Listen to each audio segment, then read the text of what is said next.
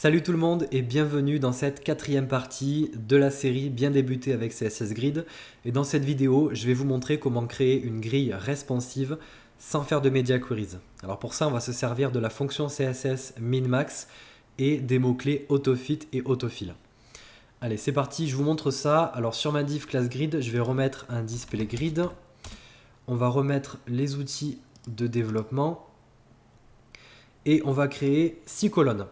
Avec un grid template columns, on va faire un repeat. Donc on va répéter 6 fois un fr. Voilà, pour avoir des colonnes qui vont chacune prendre une fraction de la grille. Voilà, ce qui fait que, vous voyez, j'ai une grille qui est fluide. Alors, ce qui est intéressant de regarder pour commencer, c'est le comportement par défaut de la grille quand on réduit la largeur du viewport. Alors vous voyez que si je réduis, on a des colonnes en fait qui vont se réduire de manière égale. En fait, la grille va essayer de les réduire de manière égale. Donc là, vous voyez, si on inspecte les div items, elles font toutes la même largeur. Mais si je continue de réduire, on va se mettre à peu près comme ça. Ben là, vous voyez, elles font plus toutes la même largeur. On a la première qui fait 81 de large et la deuxième qui fait 64. Donc en fait, la grille va réduire les colonnes, mais pas toutes de la même façon. En fait, ça va dépendre du contenu qu'on a à l'intérieur. Dans la première, on a un texte qui est un petit peu plus long. Du coup, cette colonne a besoin d'un petit peu plus d'espace, un petit peu plus de largeur que la deuxième. Et si je continue de réduire, au bout d'un moment, on n'a plus de place. Les colonnes peuvent plus se réduire plus que ça. Et du coup, ça fait un scroll horizontal. Donc là, on a deux problèmes. Le premier, c'est que les colonnes se rétrécissent trop. Voilà, c'est beaucoup trop petit. Et au bout d'un moment, on n'a plus de place et on a un scroll horizontal. Donc ce qu'il faudrait, c'est qu'on puisse avoir un retour à la ligne. Alors, on a vu dans la toute première vidéo qu'on pouvait gérer le responsive avec des media queries. Il suffit de cibler la grille sur différentes résolutions et changer le nombre de colonnes. Alors, on peut faire comme ça, sinon on peut gérer ça de manière un petit peu plus fluide. Et pour commencer, ce qu'on peut faire, c'est définir une largeur minimum à nos colonnes, voilà, pour éviter d'avoir des colonnes qui sont trop petites. Alors pour ça, on va se servir de la fonction CSS min-max et on va l'utiliser à la place du 1fr. En fait, avec min-max, on va pouvoir donner une largeur minimum et une largeur maximum à nos colonnes à ne pas dépasser. Donc là, on va mettre min-max et entre parenthèses, donc on a deux arguments à mettre à l'intérieur. Le premier, c'est la largeur minimum. Donc là, on peut mettre par exemple 150 pixels, une virgule, et après la largeur maximum. Et là, on peut remettre 1fr. Ce qui fait que quand on a la place, vous voyez qu'on a toujours une grille qui est fluide. Mais au bout d'un moment, les colonnes ne peuvent plus se rétrécir. Et vous voyez qu'on garde des colonnes qui font minimum 150 de large. Donc là, on a toujours le scroll horizontal à un moment qui se déclenche, parce qu'on n'a toujours pas ce retour à la ligne.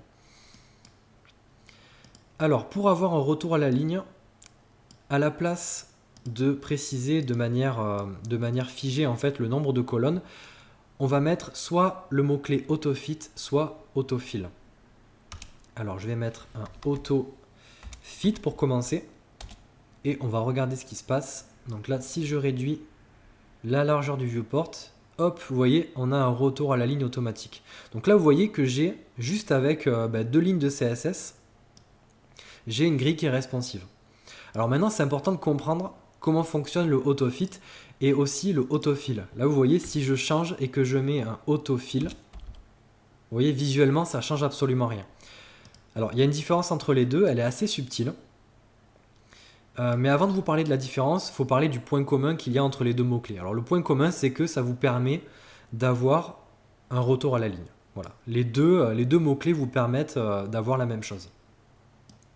Par contre, la différence entre les deux, ça va être quand on a justement de la place dans la grille. En fait, la grille ne va pas se comporter de la même manière si vous mettez un autofill ou un autofit. Alors on va commencer par comprendre le autofit. Alors fit en anglais, ça veut dire ajustées. Et en fait, les colonnes vont s'ajuster dans la grille s'il y a trop de place. Alors si on regarde, si on augmente la largeur, vous voyez en fait les colonnes vont s'ajuster, elles vont s'agrandir jusqu'au maximum de la valeur qu'on a spécifiée dans la fonction min-max. Donc là on a mis 1 fr, du coup les colonnes vont s'agrandir, elles vont se partager une fraction de la grille. Donc on a un petit peu le même comportement que tout à l'heure. Et le autofill, la différence, vous voyez, c'est que quand il y a de la place, ça va créer automatiquement des nouvelles colonnes. Alors, maintenant, la question qu'il faut se poser, c'est comment le navigateur, comment la grille décide de créer de nouvelles colonnes. En fait, dès que la grille en a la possibilité, dès qu'il y a la place de créer une nouvelle colonne, ça va créer une nouvelle colonne. Et en fait, il faut juste qu'il y ait la place pour mettre une colonne qui va faire au minimum la largeur que vous avez spécifiée dans le min-max. Donc dès qu'on a 150 pixels d'espace disponible, ça va créer une nouvelle colonne, en quelque sorte une colonne implicite. Alors je ne sais pas si c'est vraiment une colonne implicite, mais c'est un petit peu ça en fait.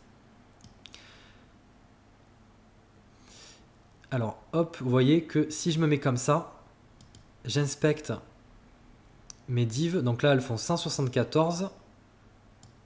Et dès qu'on a la place de caler une colonne qui va faire minimum 150, alors je ne peux pas l'inspecter, mais je peux inspecter les autres. Vous voyez, elles font 151 pixels. Voilà, donc comme je le disais, dès qu'on a la place de caler une colonne de minimum 150 pixels, ça va en créer une de manière implicite. Alors maintenant, ce qu'il faut bien comprendre, c'est comment la grille décide de revenir à la ligne. En fait, ça revient à la ligne dès qu'on n'a plus de place. Alors ce qu'on peut faire, c'est regardez au niveau de l'inspecteur, vous voyez, on va se mettre juste avant qu'on ait un retour à la ligne, hop, juste là. Et donc là, vous voyez, j'inspecte. Ah c'est super, vous voyez, je me suis mis pile à la bonne largeur. J'ai des divs items qui font 150 pixels. Donc là, on a pile la place d'avoir 6 colonnes de 150 pixels de large. Et là, si je réduis la largeur de mon viewport de 1 pixel, hop, vous voyez, on a un retour à la ligne. Donc c'est comme ça qu'est géré le retour à la ligne. Dès qu'on n'a plus de place, on a un retour à la ligne. Donc là, on a 6 colonnes de 150. Donc là, on peut faire le petit calcul. Si on fait 6 fois 150, donc ça fait 900. Donc si on se met comme ça, alors là, on a les marges sur le body. Donc ce qu'on va faire, c'est qu'on va les enlever. Margin 0. Hop, vous voyez, à 900 pixels, on a pile la place d'avoir 6 colonnes. Et si je me mets à 899, pardon, vous voyez, on a automatiquement un retour à la ligne. Donc au début, quand on découvre ça, cette petite technique, on a tendance à croire que, moi c'est ce que je croyais en fait, c'est qu'on laisse le navigateur, la grille, décider pour vous. Mais en fait, vous avez le contrôle. Vous avez le contrôle grâce à la fonction min-max. Vous spécifiez voilà, une largeur minimum et une largeur maximum. Alors, une dernière propriété que je voulais vous montrer, alors c'était pas prévu pour cette vidéo, mais j'ai oublié de vous la montrer. Je devais vous la montrer dans la toute première vidéo. C'est la propriété qui vous permet de mettre des espaces entre vos colonnes et vos lignes. Donc si on se met comme ça, cette propriété c'est grid-gap. Et là si je mets 10 pixels, hop, vous voyez, j'ai un espace de 10 pixels entre mes colonnes et mes lignes. Alors grid gap c'est une propriété raccourcie parce qu'en fait on a un row gap et un column gap. Donc là je peux avoir un row gap de 10 pixels, ça veut dire que je vais avoir 10 pixels d'écart entre mes lignes. Et column gap, c'est pour les colonnes. Donc là on peut mettre 15 pixels. Alors ça met de l'espace entre les colonnes et les lignes, mais pas sur les bords de la grille. Voilà, pour l'espace sur les bords de la grille, il faut directement mettre par exemple un padding sur l'élément sur lequel vous mettez un display grid.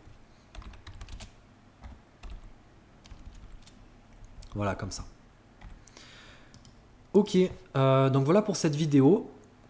Ce que je vous propose, c'est d'arrêter là pour cette série. Voilà, la série, elle s'appelle Bien débuter avec CSS Grid. On a fait le tour de ce qu'il faut savoir pour bien commencer.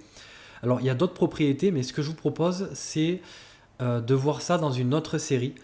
Alors, c'est des propriétés pas forcément plus compliquées, mais ça vient répondre à des problématiques, à d'autres problématiques en fait.